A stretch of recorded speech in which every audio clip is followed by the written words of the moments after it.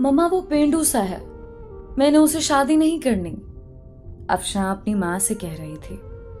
माँ ने प्यार से कहा, बेटी वो तुम्हारा कजिन है, अच्छा लड़का है, क्यों शादी नहीं करनी उससे?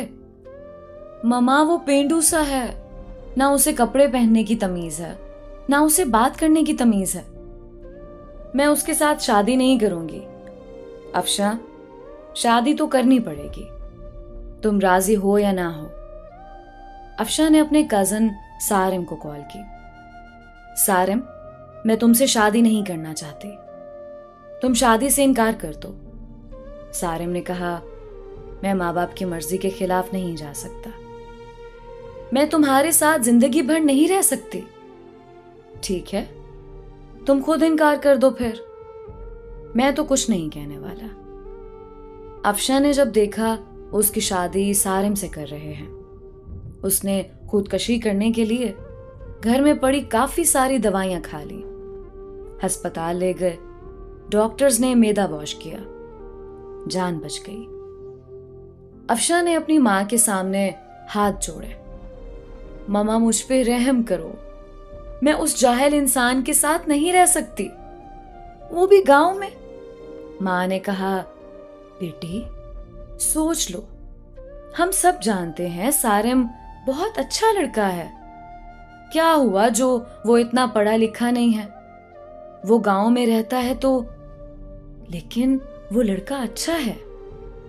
अफशां के ना चाहते हुए भी उसकी शादी सारिम से करवा दी गई। अफशां ने बस समझ लिया कि अब जिंदगी बर्बाद हो गई, सारे ख्वाब खत्म हो गए, सब खुशियां जला दी गई हैं, सब कुछ एक जाहिल इंसान के हवाले हो गया। पहली रात थी।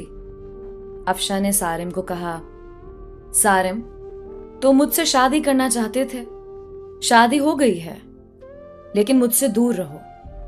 सारिम मुस्कुराते हुए कहने लगा, ठीक है अफशां, आप इतना गुस्सा क्यों कर रही हैं? अफशां गुस्से से बोली, तुमने मेरी जिंदगी तबाह कर दी है सारिम। सारिम ने एक डिबिया खोली, उसमें चमकती हुई अंगूठी थी। उसने वो डिबिया अफशां के सामने रखी और कहने लगा, अफशां ये गिफ्ट आपके लिए। अफशां ने अंगूठी उठाकर साइड पे रख दी और करवट बदलकर लेट गई, रोने लगी। सारिम नवाफिल अदा करने लगा, फिर अफशां के पास लेट गया। यूं जिंदगी का सफर शुरू हुआ। अफशां का दम घुटने लगा सारिम के साथ। सारिम देखने में खूबसूरत था, बस ज्यादा पढ़ा लिखा नहीं था, डिसेंट सा भी नहीं था। अफशां मॉडर्न सी लड़की थी। सारिम सुबह उठते ही अफशां का माथा चूमता, फिर खुद नाश्ता बनाता। अफशां को गुस्सा आता, ये बंदा मुझे इंप्रेस करने के चक्करों में है। अफशां जब सारिम के हाथ का बना खाना खाती, बहुत हैरान होती, इतना मजे का खाना। सारिम रात को थका हारा आता, अफशां बस खामोश सी अपनी दुनिया में गुम सी रहती। उसको कोई परवाह नहीं थी सारिम की। सारिम भी अफशां को कुछ ना कहता था। घर आकर खाना बनाता, अफशां को खाना देता। अफशां पत्थर दिल थी शायद, ना घर की सफाई करती, ना वो सारिम के कपड़े धोती। सारिम अपने काम खुद करता। साल गुजर गया। सारिम अफशां की हर बेरुखी चूम कर बर्दाश्त करता। अफशां को यूं लगता था एक बदूसा इंसान पल्ले पड़ गया है। सारिम चूंकि एक मर्द था, वो औरत पे हाथ उठाना मर्द की शान के खिलाफ समझता था, फिर उस पे हाथ उठाना जो हमसफर हो। सारिम ने एक दिन कहा, अफशां तुम अपना ख्याल क्यों नहीं रखती पागल? देखो रंग कितना धीमा पड़ गया है तुम्हारा, तुम्हारे बाल देखो कितने रूखे से हो गए। सारिम अफशां के पास बैठ गया। 1 साल के बाद सारिम ने यूं अफशां को छुआ था। अफशा के बालों में ऑयल लगाने लगा। वो बोली, छोड़ दो मुझे सारिम। नहीं छोड़ूंगा। अफशा ने धक्का दिया। ऑयल सारिम के ऊपर गिर गया। अफशा जाने लगी उठकर। सारिम ने बाजू पकड़ा, पास बिठा लिया। मुस्कुराते हुए कहने लगा, अफशा, मैं यूं ऐसे आपको नहीं देख सकता। मेरा बाजू छोड़ो सारिम, मुझे दर्द हो रहा है। सारिम ने पास बिठाया। अफशा के सर में ऑयल लगाना शुरू किया। सर में ऑयल लगाया, फिर चेहरे पे स्क्रब करने लगा। अफशा खामोश बैठी। सारिम ने मुस्कुराते हुए कहा, चुड़ैल जाओ, अब शावर लेकर आओ और पिंक ड्रेस पहनो। मैं तुम्हारी फेवरेट बिरयानी तैयार करता हूं। अफशा हैरान थी, इतनी बेरुखी पे भी इतना प्यार करता है सारिम। अफशा शावर लेकर आई। आज चेहरे पे अजीब सी चमक थी। अफशा ने अपनी दोस्त को कॉल की, यार, सारिम ने ऐसे किया मेरे साथ। उसकी दोस्त ने कहा, सारिम अच्छा इंसान है, उसकी कदर करो। अफशा बोली, वो मुझे इम्प्रेस कर रहा है। उसकी दोस्त ने कहा, अफशा, किस्मत वालों को ऐसे मर्द, ऐसे हमसफर मिलते हैं। इतने में सारिम ने आवाज लगाई, जहां पना, खाना तैयार है, आ जाओ। अफशा मुस्कुराने लगी। आज बिरयानी से मजे की खुशबू आ रही थी। अफशा ने खाना शुरू किया। इतने मजे की बिरयानी थी, उसका दिल चाहा तारीफ करे सारिम की, लेकिन खामोश रही। खाना खाया, कमरे में सोने चली गई। सारिम ने बर्तन उठाए, वॉश करने लगा। बर्तन वॉश करके सारा दिन का थका हारा बेड पे पड़ा सो गया। सुबह उठा, अफशा को उठाया और बोला, अफशा, मेरी जान, नाश्ता तैयार कर दिया है, कर लेना, मैं जा रहा हूं। और हाँ, आज तुम्हारे लिए गिफ्ट लेकर आऊंगा। रात को सारिम घर आया। हाथ में एक गुलाब का फूल था। अफशा गार्डन में कुर्सी पे बैठी थी। हल्की सी हवा चल रही थी।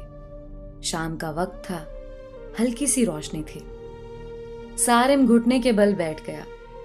गुलाब का फूल अफशा को दिया। मुस्कुराते हुए कहने लगा, हैप्पी बर्थडे अफशा। अफशा चौंक कर बोली, तुमको कैसे याद है मेरा आज बर्थडे है? हमसफर हूं आपका अफशा। पेपर्स निकाले एक लिफाफे से। अफशा का हाथ पकड़कर कहने लगा, जानती हो ये पेपर्स किस चीज के हैं? अफशा का दिल धड़कने लगा। क्या है ये सारिम? यह हम दोनों की खुशी है अफशा। बताओ सारिम, ये क्या है? वो प्यार भरे लहजे में बोला, ये हमारे नए घर के पेपर्स हैं। मैंने नया घर लिया है और तुम्हारे नाम किया है। अफशा को यकीन नहीं हो रहा था। अफशा ने देखा, नया घर, वो भी मेरे नाम। अफशा कुर्सी पे बैठ गई। आंखों में आंसू आ गए। सारिम, इतनी मोहब्बत। सारिम की आंख से पहली बार आंसू छलका था। सारिम ने कांपती हुई आवाज में कहा, अफशा, एक चीज मांगू? अफशा ने हाँ में सर हिला दिया। अफशा, हमेशा खुश रहना। जानती हो, तुम परी सी हो, मासूम सी, बहुत प्यारी हो तुम। मैं बहुत खुश नसीब हूं, तुम जैसी हमसफर मिली मुझे। अफशा, हमारी शादी को 2 साल गुजर गए, लेकिन हमने कभी एक दूसरे को सीने से नहीं लगाया। मुझे आज सीने से लगा लो ना। अफशा ने ना चाहते हुए आज सारिम को सीने से लगा लिया। सारिम जोर से सीने से लगा। रोते हुए कहने लगा, ये बाहें, क्या पता फिर नसीब हो ना हो। इतना कहकर सारिम कमरे में चला गया। अफशा को समझ नहीं आ रहा था कि क्या करे। वो सारिम को क्या समझती रही। सारिम कितना अच्छा इंसान है, कितना बुरा सलूक किया मैंने सारिम के साथ। अफशा का दिल चाह रहा था कि सारिम की बाहों में समा जाए। सारिम की बेपनाह मोहब्बत। 2 साल में सारिम को इग्नोर करती रही। सारिम फिर भी मुझे चाहता रहा। रात भर अफशा ख्वाब देखती रही। कल सारिम के लिए नाश्ता खुद बनाऊंगी। सारिम को अब दुनिया की हर खुशी दूंगी। सारिम को अब कभी उदास ना होने दूंगी। रात बीत गई। अफशा उठी, नाश्ता तैयार किया, बहुत खुश थी। शावर लिया, सारिम के उठने का इंतजार करने लगी। काफी टाइम गुजर गया, सारिम ना उठा। अफशा कमरे में गई, मोहब्बत से आवाज देने लगी, सारिम उठ जाए, मैंने आज आपके लिए नाश्ता तैयार किया है। सारिम करवट लिए सो रहा था। अफशा ने मोहब्बत से सारिम को छुआ। देखा सारिम का जिस्म ठंडा पड़ चुका है। अफशा ने आगे बढ़कर देखा, सारिम के बिस्तर पे खून पड़ा था, मुंह पे खून लगा हुआ था। अफशा चीखने लगी, जोर जोर से आवाजें देने लगी, सारिम उठ जाओ, ये क्या हुआ है आपको सारिम, उठो ना। मोहल्ले वाले इकट्ठे हो गए, अस्पताल ले गए। डॉक्टर ने चेक किया और बोला, मैंने कहा था इसे अपना ख्याल रखो, अपना इलाज करवाओ, किसी को साथ लेकर आओ। लेकिन शायद ये जीना नहीं चाहता था। अफशा ने रोते हुए कहा, क्या था सारिम को। डॉक्टर ने एक आह भरी और कहने लगा, सारिम को पिछले 1.5 साल से ब्लड कैंसर था। शायद उसका ख्याल रखने वाला कोई नहीं था। मुझे अक्सर कहता था, डॉक्टर साहब मैं किसके लिए जीऊं, कोई है ही नहीं जो मुझे अपना कह सके। मेरे घर में मेरा इंतजार करने वाला कोई नहीं है, कोई नहीं है जो मुझसे मोहब्बत से पूछे दिन कैसा गुजरा। कोई नहीं है जो मुझे कहे आप थक गए हैं, चलो सर दबा दो। रात को कमरे में अकेला दर्द से तड़पता हूं, लेकिन कोई नहीं है जो मेरा दर्द समझे। अफशा जमीन पे गिर गई। सारिम ये क्या कर दिया तुमने, सारिम मुझे माफ कर दो। सारिम मैं पागल हो गई थी। सारिम ना जाओ मुझे छोड़कर। सारिम मैं मर जाऊंगी तुम्हारे बिना। सारिम की लाश सामने पड़ी थी, जो जिंदगी में अफशा की मोहब्बत को तरसता रहा। अफशा सारिम के चेहरे को हाथों में लिए चीख चीख कर रो रही थी। लेकिन शायद अब मोहब्बत का वक्त खत्म हो चुका था। सारिम हमेशा के लिए आजाद कर गया था अफशा को। दोस्तों, किसी के जज्बात से मत खेलो, किसी को इतना ना सताओ कि वो मर जाए। अपने हम सफर को सीने से लगाकर एक दूसरे को गाली देने की बजाय एक दूसरे को चूम लो। अना में मोहब्बत के लम्हों को ना जला देना।